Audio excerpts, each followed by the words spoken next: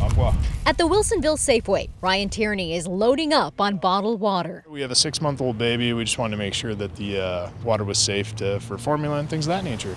Dozens of people were stocking up after the city issued a precaution about its drinking water, which also goes to people in Sherwood.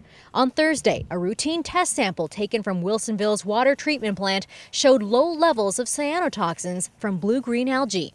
It's the same toxin recently found in Salem's drinking water, which is sourced from Detroit Lake. It's just confusing from Salem now and now Wilsonville, so we just like to be on the safe side and figure it out here, and we have a 1-year-old at home. Wilsonville's drinking water is sourced from the Willamette River.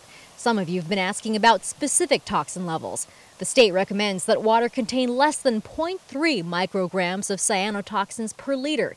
This test showed water from Wilsonville's treatment plant contained 0.34 micrograms per liter.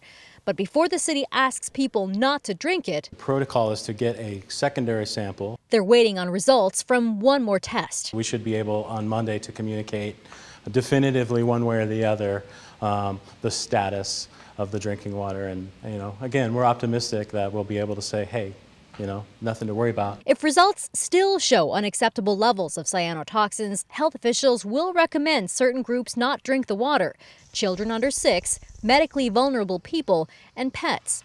In the meantime, shoppers like Ryan just want to be ready. The fiance says, you better get some water, I better get some water.